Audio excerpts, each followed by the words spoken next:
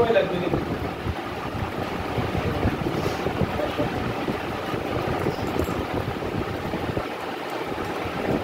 শিরোনাম তবুও গোলাপ নাচে। 1848-এর শুরুতে ফেব্রুয়ারি রিভলিউশন ঘটে যাওয়ার পরপরই দেখা যায় ফ্রান্সের নতুন করে আসা প্রফেশনাল গভর্নমেন্ট খুব দ্রুত একটা রিপাবলিকের আকার শুরু করেছে। অ্যারিস্টোক্রেসি সরে যায় বটে, কিন্তু অচিরেই তার জায়গা দখল করে নেয় প্রতি বিপ্লবীদের যত যা নিয়মতন্ত্র বিধান ফলে, যেন পুরনো আদলকেই নতুন করে আঁকড়ে ধরা। শ্রমিকের সংগ্রাম ম্যানমেল হয়ে রাষ্ট্রীয় মেশিন যেমন চলা তেমনি গড়িয়ে চলে। নতুন রিপাবলিকের প্রলেতারিয়াতের মুক্তির স্বপ্ন, তার সমস্ত শর্ত যুক্তি আগুন ও আকাঙ্ক্ষা ক্রমশ দুরস্থ হয়। ফেব্রুয়ারি রিভলিউশন শেষমেশ ফেব্রুয়ারি রিভলিউশন পর্যবসিত হয়। তখনই স্তীমিত প্রান্তরে নতুন করে চারা দিয়ে ওঠে নয়া বিপ্লবের আগুন। অবন্তী সর্বহারার বলিদানের রক্তে ফ্রান্সের তেরঙ্গা লাল থেকে ঘনলাল রক্তিম হয়ে ওঠে। ঠিক সে সময় কার্ল মার্কস নিউ রাইনিশ জাইজুন এর পরের পর কলাম লিখতে শুরু করে, যাদের শিরোনাম হয় দ্য ফিচ অফ দ্য রিভলিউশন। আর তার প্রথম কলামটির অন্তে আমরা পাই অপরিমাণ বেদনা ও আগ্নেয় প্রত্যাশায় যুক্ত এক রোমাঞ্চকর সুখ।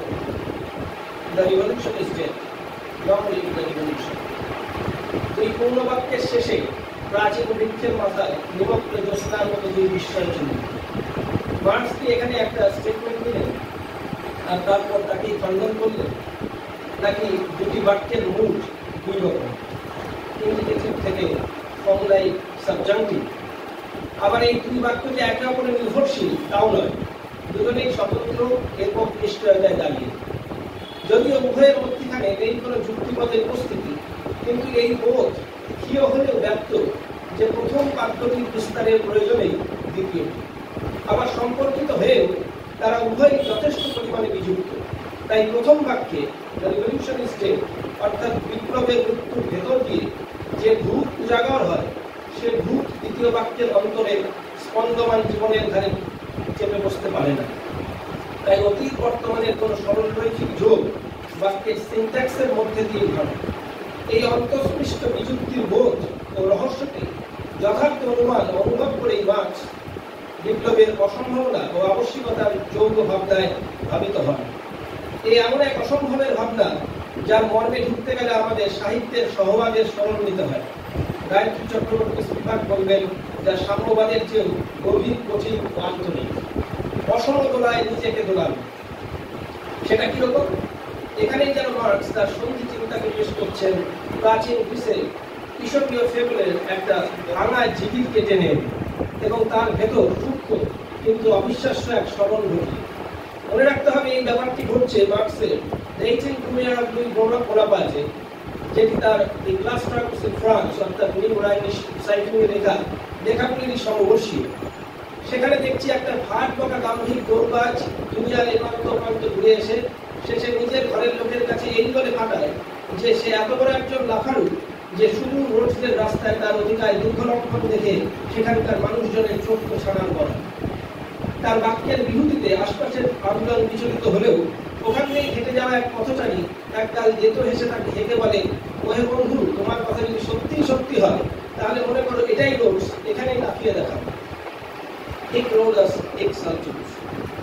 এই বাক্যাংশ হয়ে ওঠে মার্কসের দেখার চিন্তা বদলানো এক দিন। মার্কস বলেন, প্রলেতারিয়ান রিভলিউশন নিজের পাকিয়ে ওঠার মধ্যে বারংবার ছেদ তৈরি করে নিজের কাছে ফিরে আসে নতুন সম্ভাবনা নিয়ে, যেন নতুন করে আরেকবার শুরু করা। প্রথমবারের যত যা দুর্বলতা, যত যা ন্যূনতা, ভাঙা আধার, যত যা সিদ্ধান্ত প্রকল্পনা, সেসব ছুঁড়ে ফেলে এই মাটি, জল, ফসল, আগুন থেকেই নতুন শক্তি, নতুন উদ্যম সংগ্রহ করে পুনর্বার জেগে ওঠে। তখন সে অধিকার, যে আদর্শ, যে আকাঙ্ক্ষা, যে অনুভূতি শিহর অনাশ্রয় জমেছিল এতদিন, তার বহর বাড়তে বাড়তে বাড়তে বাড়তে একসময় অনেক দেশে পেটে যায়। প্রতিশ্রুত অসম্ভব তখন চোখের সামনে, আর তার ডাক হয় ঠিক রোগাস ঠিক সালচার, এইখানে গোলাপ, এইখানে কাছে। কিন্তু স্লোগান তো সমষ্টি, কবিতা একা। এ লেখাতেই মার্কস এক অদ্ভুত কথা বলেন, বিপ্লবের মুহূর্ত কবিতারই মুহূর্ত, যে কবিতার এখনো জন্ম হয়, এখনো সে অনাগত। বিপ্লবের সেই উন্মাদিত মুহূর্তে আমি নিজের কাছেই নিজে অচেনা হয়ে যাই। নিজের ভাষা ভুলে আগন্তুকের ভাষায় কথা বলি। আমি এই বিপর্যয়ের মধ্যে দিয়ে সম্ভাবনার শর্ত রচিত হয়। সেই শর্ত বর্তমানের সঙ্গে অন্বিষ্ট, কিন্তু জোয়ার, হাওয়া, জল, ফল পাশ থেকে বিচ্ছিন্ন। তার ভেতর গোলাপের মতো নাচে রক্তের ঢেউ। যেন এক ঝাঁক কর্মী মৌমাছি রক্তবর্ণ মধ্য দিয়ে নাচতে নাচতে ফিরে যায় ঘরে। সারা পথে ছড়াতে ছড়াতে যায় তাদের গুঞ্জন। শ্রম থেকে জন্ম নেয় গান। ল্যাঙ্গুয়েজ অফ থট ও ল্যাঙ্গুয়েজ অফ এভরিডে লাইফ এর মধ্যিকার দীপ্ততা খসে গিয়ে অচেনা শ্যামল গদ্যরা হাজির হয় কবিতায়। যারা ডিগবাজি খেয়ে উঠে দাঁড়িয়ে পাছার কাপড় থেকে ধুয়ে ছেড়ে হাততালি দিতে দিতে ঢুকে পড়ে আমাদের শিল্পের আঙ্গিকে। বিপ্লব তখন প্রতি দিবসীয়, রোজকের হয়েও সে অচেনা। ব্যর্থতার ব্যর্থতায় সে ক্লান্ত, আবার একাকী শালিকের মতো নির্জন আলো মেখে সে ক্ষণে ক্ষণেই কেঁপে ওঠে। থেমে গিয়েও তার হৃদয়ের অন্তর্গত গান অন্য এক প্রতিভাস পায়, কেননা অসম্ভবের সঙ্গে তার প্রেম, নিঃসম্বলের কাছে তার শাশ্বতিক অঙ্গীকার। গোলাপেরা নেচে ওঠে অথই অন্ধকারে, পতাকার মতো গোলাপের শিখা যখন খেটে খাওয়া পূর্বপুরুষের দুধ বেড়ারা ভাষায় মাতিয়ে তোলে বাতাস। সেলিম মল্লিকের একটি কবিতা সিরিজ হাওয়ামূলক ও রং চটা গাধা, সেখানেই দেখি নিষ্কর জমিতে রোদের জাকসু বসিয়ে বাড়ি বানাতে বানাতে চটিয়ের গান গেয়ে উঠছে শ্যামল বৈদ্য। বাড়ির লোক তাকে চেনে না, প্রতিবেশীরাও তাকে কখনো দেখেনি। মাঝরাতে ফিরে ভোর রাতে সে বেরিয়ে যায়। কিছুই জানি না, যেন এমন ভাবে চোখ সরিয়ে আমরা রাস্তায় বেরিয়ে যাই শ্যামল বৈদ্যকে। সেই আমার খাদের কিনারে দাঁড়িয়ে চক্ষুহীন অস্ত্রদের গলা ধাক্কা দেয়। প্রয়োজনে আগুনের ভেতর বিছানা পেতে নেওয়ার চিন্তা করে সে। সারাদিন সে অকিঞ্চিৎকর কত কিছু বয়ে এনে শুধুই জড়ো করে যায়। ক্লান্তি তার শরীরে ও মনে। গ্রীষ্মদিনের হাওয়া হাহাকার করে কবিতার গায়ে এঁটে থাকে প্রতিদিনের নানান অন্তরিক্ত অস্পষ্টতা। অনিলেখকর বলবেন, এদের ভিতরে ছন্দময় জমিতে রস্মিত সুর, কখনো বা তার ছিটকে বেরিয়ে সহসা উজ্জ্বল বেজে ওঠে অন্য কোথাও। শ্যামল বৈদ্য অক্লান্ত মনে বাড়ির মাথায় ছাউনি দেওয়ার কথা চিন্তা করছে। জ্বালায় সোনালি ঝুল ফুলে জ্যোৎস্না এসে মিশে যাবে। ঠান্ডা আগুনের পাপড়ি মেলে গোলাপ নাচবে। নেপথ্যে ব্যক্তিগত দুঃখের নিঃসঙ্গ কথন নয়, সময় ও সমষ্টির এক তামসী উত্ততা, বিশ্বের বিরুদ্ধে চিৎকার। ভাজা পায়ে আলের উপর দিয়ে হেঁটে চলেছে কয়েকশো মানুষ। জগৎ চলছে। জমির জন্য লড়াই করতে করতে মানুষেরা কালো পুজো আর পেটে হয়ে যাচ্ছে। প্রসঙ্গত হেগেলের ফিলোসফি অফ রাইটস কিংবা মার্কসের 18 রুমের যে দুটি বইয়ে গোলাপের নাচের প্রসঙ্গ, সে দুই বইয়ের চিন্তার ভিতে অনেকান্ত জিজ্ঞাসা। দারিদ্র্যের হেতু, সরকার ও মানুষের বাঁচার লড়াই, অসমন্বিত জগতের লিঙ্গ, শ্রেণী, বর্ণ, জাতির অসম বিভেদনা, আত্মের অধিকার দর্শন, আর মধ্যিখানে ছিল অকৃষ্ণ সেই হেগেলীয় কূট। নৈতিক জীবন নাকি অহিত স্বভাব জীবন? একজনের প্রশ্নের পড়ায় what's the world should be, আরেকজনের হোয়াট ইজ। জগৎটা কেমন হওয়া উচিত আর জগৎ কিরকম? সেলিমের মে 2020 ভারতবর্ষ কবিতার শুরুতেই আমরা দেখি একদল দেশান্তরী মানুষের অক্ষম স্বপ্ন অনিশ্চ হাহাকার। এর মতো পরিযায়ী শ্রমিক তার বউকে কাঁধে চাপিয়ে চলতে চলতে বাড়ি ফেরে। অকুলান খাদ্য অর্থ তাদের সম্পর্ককে আরো একবার চিনিয়ে দেয়। আলোড়িত অন্ধকারে ঠান্ডা তারাগুলির দিকে তাকাতে তাকাতে তারা ভাবে, ওই তো সীমা, ওইখানে গেলে ফুরিয়ে যাবে এই মরুভূমি। ওইখানে মাটিতে তারার দল নেমে এসে তীব্র গোলাপ ফুটিয়েছে মেবাসে। দাদা কবিতার জগৎ চিন্তায় এসে বসে।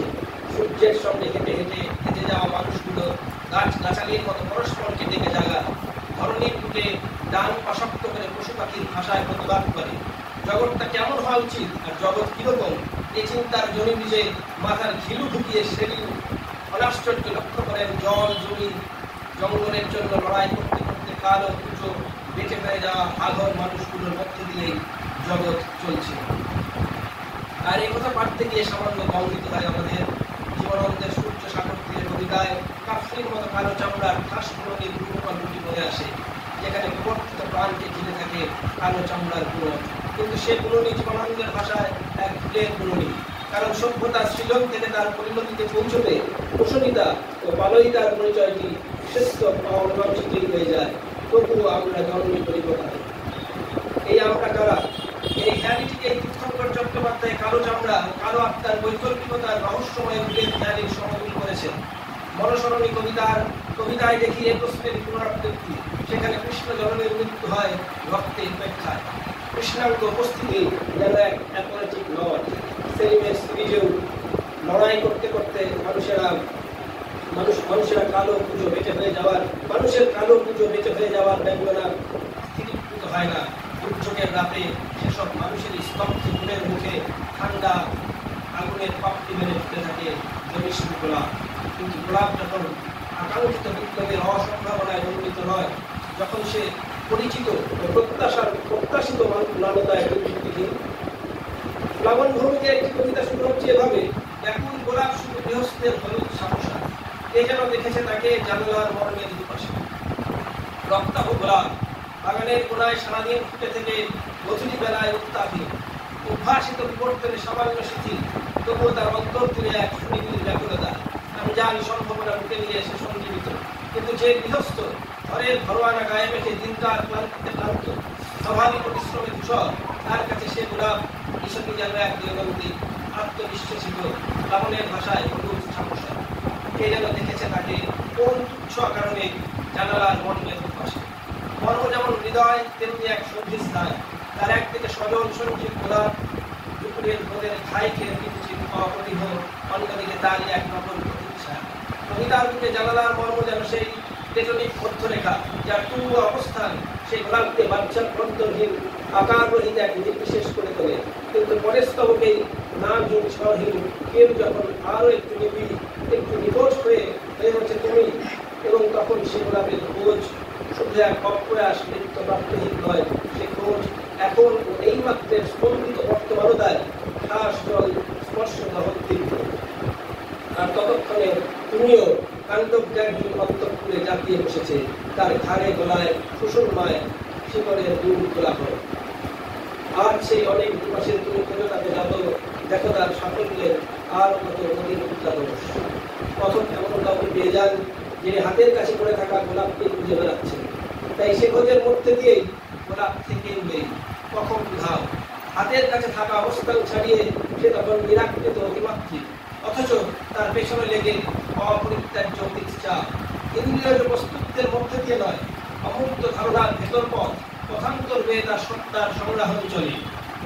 চতুর্দিকে ছড়িয়ে থাকে রাগ, প্রেম, স্খলন, সাফল্যের বিভাগ। উদ্ভাসিত পৌর্ণমৌলিকতায় তারা নদী উদ্যাদোষ। গাছে গাছে সেও সারা মরদ কয়েদি যেন আজ একই স্তবকে দুবার আজ শব্দটি বসিয়ে একটু আগেই গোলাপের যে বিষয়ী রূপক সত্তাটি নির্মিত হয়েছিল তাকে হিচড়ে ফেলে কবিতাকে বর্তমানের বস্তুতায় ধরার চেষ্টা করেন। আর যেই মাত্র সেই প্রয়াসের শুক্রবার অমনি তার লিঙ্গ চিহ্ন নির্দিষ্ট হয়। গোলাপ তখন উদ্ভিন্ন প্রেমের নিশানুনিয়া নয়, সেও সারা মরদ কয়েদি। সে সঙ্গে ও বসিয়ে অথচ নিজেকেও যেন সেই লিঙ্গ লক্ষণের শরীর করেন। গোলাপ ও আমি উভয়ই এক অনিবার্য বাধ্যতায় গ্রস্ত হয়। এখন অজস্র হয়েও সে একাকী, তার নির্জন ফুটে ওঠার চতুষ্পার্শ্বে অভ্যস্ত ইন্দ্রিয়ানুভূতির বেগ, আর তার সেই সজ্জিত সমারোহকে অপ্রয়াস নাড়িয়ে দেয় না মানুষ প্রাণীদের ভীরুতর। ভিজে ঘাসে বিঁধে থাকে কত কত শালিকের নরম বাসকারা। শব্দের অন্তর্গত আকাঙ্ক্ষা বিধিলিঙ্গের বাধা পেরিয়ে উদাস হয়, কিন্তু সে ভাঙা গান বেশিক্ষণ বাজে না, কারণ কবিতা জীবিত এক আনারি। ইতিমধ্যেই সে বাধ্য মাধুরীর রোজগার স্বরচিতি দাস। নির্বিকার সিঁড়িতে যে মাধবীর ঝাঁটা হাতে অবিন্যস্ত বলিন দাপট, তাই পুনরাবৃত্তিতে ফিরে ফিরে আসা। তার ভেতরেই তুচ্ছ আকস্মিক, তার ভেতরেই বিপ্লবের উড়াল। আমি অধিকৃত অঞ্চল তখন বর্ধিত, অথচ গোলাপ শুধু গৃহস্থের হলুদ ছাপসা। পুনরুক্তির ভেতর অদৃশ্য এক চেয়ে প্রেম আছে, সঙ্গে যেন তার প্রতীচ্ছা। গৃহস্থের অনুষঙ্গ সেই সঞ্চলিত ব্যাকুলতায় খিল এনে দিচ্ছে। আর এই ছাপোষামীর ধরনটিকে নির্দিষ্ট করে দিয়ে কবিতার অন্তিম লাইন: পরমা দেখেছে তাকে মহাদেব বাবুদের ঘরে। পাঠক চমকে ওঠে। চিরচেরা এক দৈনন্দিন, কিন্তু পরমা শব্দটির অব্যর্থ ব্যবহার রং চটাপ্রাত্যহিকের গভীরে তোমার সম্ভবের সপ্তম পরিণয় সংগ্রহে আমাদের মনে পালায়। পরমা যিনি আদিভূতা পরাপ্রকৃতি, তিনি সেখানে মধুদ্র কুসুম মালা সংশোভিত লীলা চতুরা পার্বতী, যার পদ্মপথ সুগন্ধি মূল চন্দ্রবিম্বকে পরাস্ত করে, তার ব্যগ্রতার নিমিত্তে যিনি, তার নামোচ্চারণ কবিতার অন্তর্গত যুক্তিতেই অনিবার্য হয়। তুঙ্গনাথ হারি হন নিপাত গেরস্ত মহাদেব বাবু হয়ে। গোলাপের খোঁজ ও মহাদেবের উপস্থিতি পরিশিষ্টের চুক্তিতে সমভঙ্গ হয়। এখানেই পরমার লাল পেরে স্বামী চলে ঝাপটা দেয় তপ্ত হওয়া, ধুলো লেগে যায় তার অস্থির কপালে। কাঁধে মোটা সুতোর ব্যাগ ঝুলিয়ে সে কাজে যায়। তার প্রেমের কোনো কর্মসূচি নেই, কিন্তু তার চাষা ভূষা আলিঙ্গনে জব্দ হয় ঝোঁক।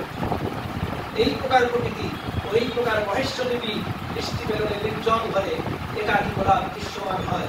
আর তখন সে তুলিয়ে নিজেকে ছাড়িয়ে লোক বিষয় ভেতরে ছড়িয়ে বিপ্লবের আগ্নেয় জড়িয়ে, অথচ নিরুচ্চার ব্যঞ্জনায় সে ছাপসা জন্মভূমি। পরমা কিংবা মাধুরী কিংবা শ্যামল বৈদ্যরা স্বপ্ন দেখে না, বিকল্প চিন্তা করে না, সোজাসুজি চাঁদের কলাপ ধরে সৌন্দর্যের হিস্সা বুঝে নিতে চায়। তাই গলির ভেতর গজলি ভেঙে পড়লেও গোলাপের নাচ থেমে যায় না। বুকের বাম দিকে রক্তের ঢেউয়ের সঙ্গে মিশে কেবলই বাড়তে থাকে তার পেয়ারা বিস্তৃতি। কবিতা অবস্থান ছাড়িয়ে আবহে ছড়িয়ে পড়ে